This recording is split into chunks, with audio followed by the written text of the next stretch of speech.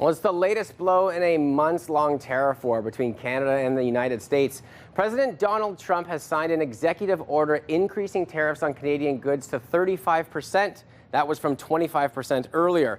The tariff will impact products not covered by the U.S.-Mexico-Canada trade agreement. Let's bring in Lori Turnbull, political science professor with Dalhousie University. Thanks for joining us this morning. Thanks for having me. So, Lori, I think it's really important that we start off by what was your reaction when you saw that Trump signed this executive order? I wasn't surprised. We really haven't had much of an indication that the talks were leading to an agreement, and even not only from Prime Minister Carney, but from President Trump too. Musings about Canada is difficult to negotiate with. It just didn't seem like they were getting anywhere, and so we've still got the CUSMA covered goods that are not tariffed right now, and that's extremely important. My worry is what's going to happen when we have to renegotiate that deal, where he's going to stand on that. But for now, unfortunately, not surprised that this is where we're landing. Yeah, and Lori, there's been so much confusion on this subject over the course of the last 48 hours, but really over the last few weeks.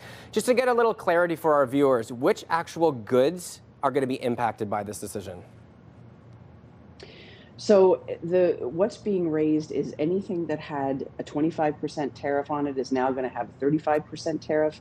And so things like steel and aluminum, for example, still have the 50% tariff. And so the auto industry is really being affected by this, which I think is one of the reasons why we've seen some of the premiers, for example, sign deals like Ontario and Saskatchewan and Alberta have signed a deal around building pipelines. And it's a memorandum of understanding. It's not a legally binding thing, but they've decided they're going to cooperate on if it's possible to build a new pipeline using Ontario steel, so that those sorts of things are able to keep going, and industries like steel and aluminum have somewhere to go here, and we're able to do something to manage the pain around there. But anything that's covered under CUSMA is not subject to the 35%.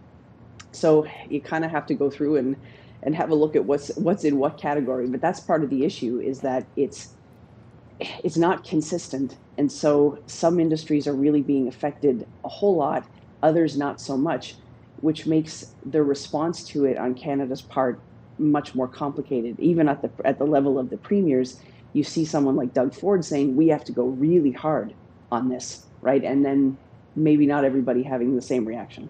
Yeah, you used the word complicated, which I think is perfect, and a lot of uncertainty as well, especially now that this news has just been announced, what's going to happen in the days following. And we've heard him talk about it a couple of times. Trump has said that fentanyl is the reason for the increase in tariffs. Do you believe that Canada's going to respond to that, and what's your vibe on that moving forward? Well, we have responded to that. I mean, that's been his suggestion from day one of all of this, that he's concerned about the flow of fentanyl from Canada to the U.S.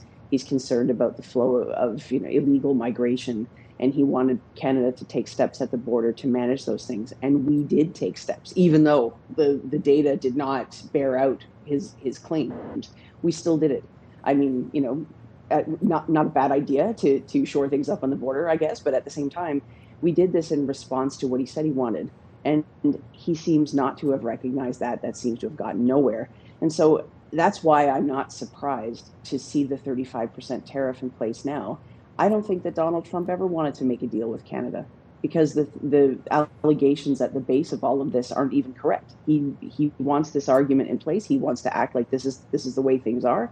And how would we get to a negotiation that led to a positive result if his starting point is something that isn't even true? Yeah, Lori, a lot of people not surprised by this, but we really appreciate you taking the time with us this morning. Hope you have a great long weekend. You too. Thanks for having me.